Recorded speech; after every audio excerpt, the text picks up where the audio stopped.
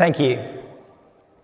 Before I talk about what we're building at Amber, I want to start by sharing a little bit about my story and what led me down this path.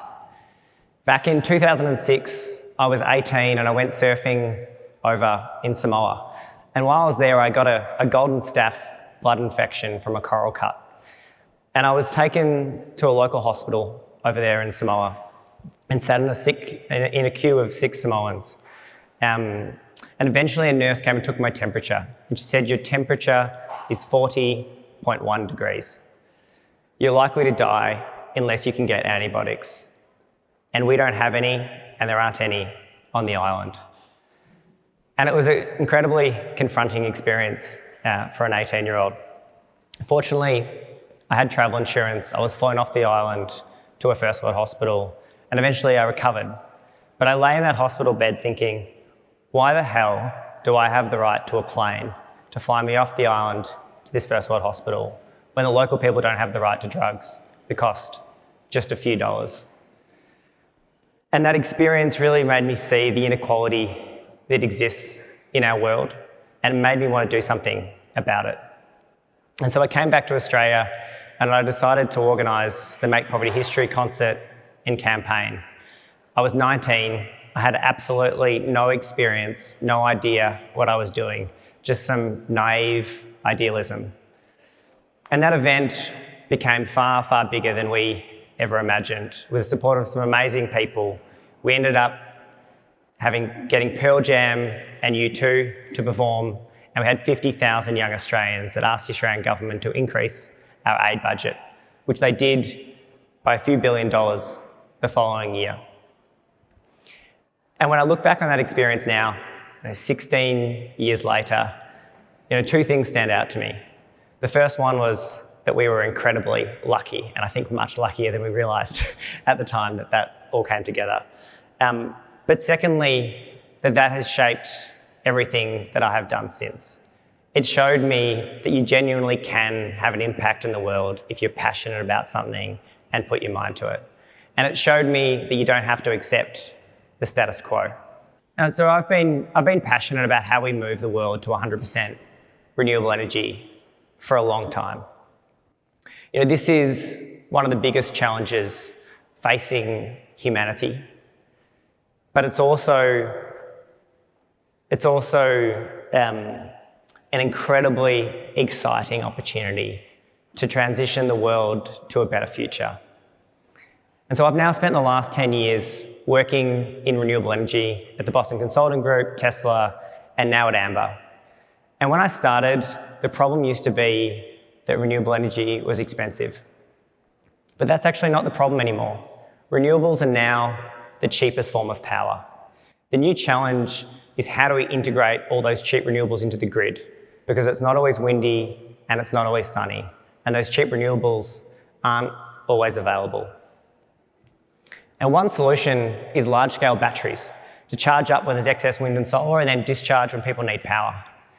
But actually, increasingly, the cheapest and fastest solution is in our homes. It's the coming wave of household batteries and electric vehicles that'll be flooding into our homes over the coming years. Now, if we can automate those batteries and those EVs to use that cheap renewable power when it's available in the grid, we can get to 100% renewable energy faster and at lower cost. And not only will doing so help to decarbonise the Australian economy, help to get us to 100% renewable energy, it'll also shift hundreds of millions of dollars from coal-fired power stations and gas-fired power stations back to households for their role in driving the transition. And it'd be totally crazy if we didn't do this. It'd be crazy if we didn't utilise all this battery capacity that's going to be sitting in our garages and sitting in our cars to drive the transition. And I think when you find those opportunities that are both good for customers and good for the world, there's something pretty special there. That's the magic that allows purpose-driven businesses to create scalable, positive impact in the world. So that's the problem that we set out to solve at Amber. So back in 2017, I quit my job and I decided to spend a year thinking about this problem. And I spent a lot of time sitting on beaches in South America thinking about how do we build the business model to enable this future. And while I was over there, my friend Chris Thompson, and now co-founder, came to visit me in Ecuador, and I'd written about 40 different business plans about how we get to this renewable future and how we leverage these batteries in EVs. And he ripped them all apart and told me all the reasons that they were never going to work. And what we realised is that I'd been thinking about this based on the traditional electricity retail model. And that model is really broken in a world powered by renewable energy. So the way traditional retailers work is they buy power in the wholesale electricity market. Middle of the day, lots of cheap solar on the grid, the power's really cheap. Everyone gets home from work at 6 p.m, power's coming from coal and gas, it's much more expensive. They buy power in that wholesale market and they sell power to you at a fixed price, which means that as a customer, you have no incentive and you can't benefit from using all that cheap renewable power in the middle of the day. And as a solar developer, it's getting harder to build new solar projects because there isn't actually enough demand for your power when it's being generated. And so we decided to change the model. At Amber, we're a new type of electricity retailer. We give customers direct access to that real-time wholesale electricity price so they can directly benefit from using cheaper renewable power when it's available in the grid. And we give customers the technology to automate household batteries and electric vehicles to automatically charge up when there's cheap renewables in the grid and then discharge at the times the grid needs power, so we can get to 100% renewable energy faster. There is already 150,000 people in Australia that have a household battery sitting in their home. And if we could automate all of those household batteries to automatically discharge at 6 p.m. when the grid is being powered by coal and gas, we could replace multiple gas-fired power stations tomorrow with batteries that are already sitting in our homes today. And so we've spent the last 2 years building the technology to make this possible, building the technology to allow individual households to compete with large coal and gas generators using their batteries in their home, to allow individual households to use the batteries in their home and earn the same price for their exports as a big power generation station. And we're super excited to be launching that next week. And during the recent energy crisis, some of the big coal and gas generators were charging 100 times normal prices for their power. So rather than charging 15 cents a kilowatt hour for their power, they were charging $15 a kilowatt hour for their power for a few hours over quite a long period of time. And we had a few hundred customers on our beta program where we were automating their batteries to charge up from cheap renewables and then discharge at those times that those coal and gas generators were charging a fortune for their power. And those customers were therefore earning 100 times normal prices for their exports. They were getting paid sort of $40, $50, up to $100 in a day for using the power in their battery to displace fossil fuels, getting paid to accelerate the renewable transition. And we're really excited about that because it means that the payback period on household batteries is coming down, and it means that more people will be able to access them. We don't need to wait for the transition to happen at the large scale. We can make it happen now, household by household. And the opportunity with electric vehicles is even bigger. Electric vehicle is effectively a huge battery on wheels. It's about 5 times bigger than a household battery. But what's not well understood is that when you charge your electric vehicle really matters. So if you charge your EV in the middle of the day, you're charging it from cheap sunshine and you're supporting the next round of solar projects to be built. But if you charge your electric vehicle, as many people do when they get home from work at 6 p.m, you're charging it largely on coal and gas, which is actually making the renewable transition harder.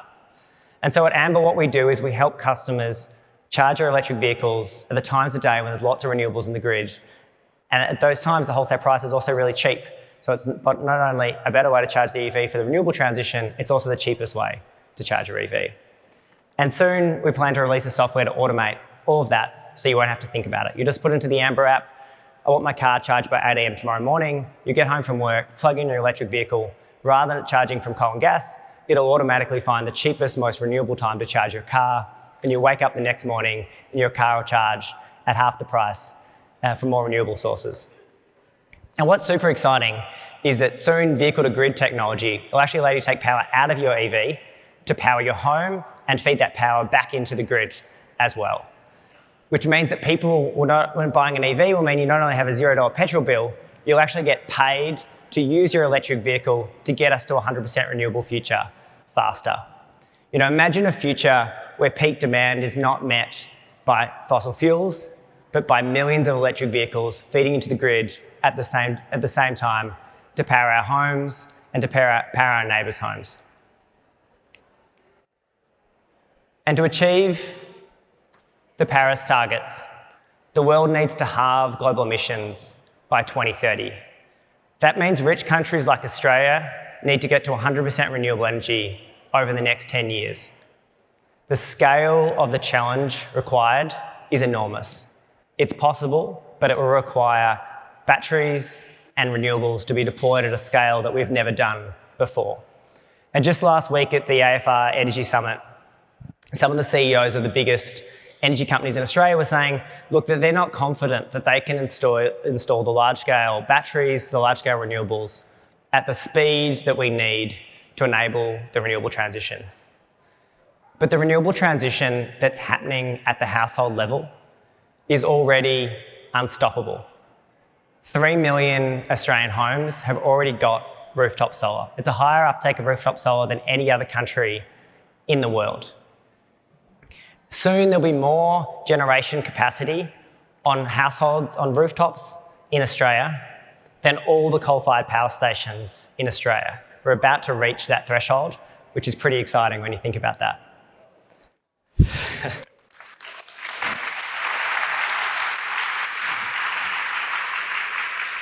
And over the next few years, millions of Australians will buy household batteries and they'll buy EVs. And if we can utilise even a large share of those batteries and those EVs, we can meet most of the energy storage requirements to get us to a renewable future using devices that people have already bought to drive themselves to work, to charge up from their own solar. It's an incredible opportunity to get us to a renewable future at a much, much lower marginal cost. We need to back Australian households who are already leading the transition and give them the technology to get us to a renewable future faster. And to make this happen, we need two things. One, we need support from government. We need to make batteries and EVs more affordable and more available to more people. So that means fuel efficiency standards, as Sasha said before, to bring more cheap EVs into Australia. It means tax rebates to drive the uptake of batteries and EVs to get them to scale in Australia. And it means requirement that they all have the capability to be automated to use cheap renewable power. And secondly, we need purpose-driven businesses to unlock this incredible opportunity. Purpose-driven businesses to help people electrify their homes, to buy the batteries, to buy the EVs, to replace their gas hot water systems with heat pumps, to access the finance, to finance this transition because it's cheaper, but it has higher upfront capital costs. There are incredible opportunities here for purpose-led businesses to drive this change and empower Australian households to get us to the future that we all want to get to. And if we can do that, if we can put households in charge of the transition, then I believe we'll get to a renewable future faster than we ever thought possible. Thank you.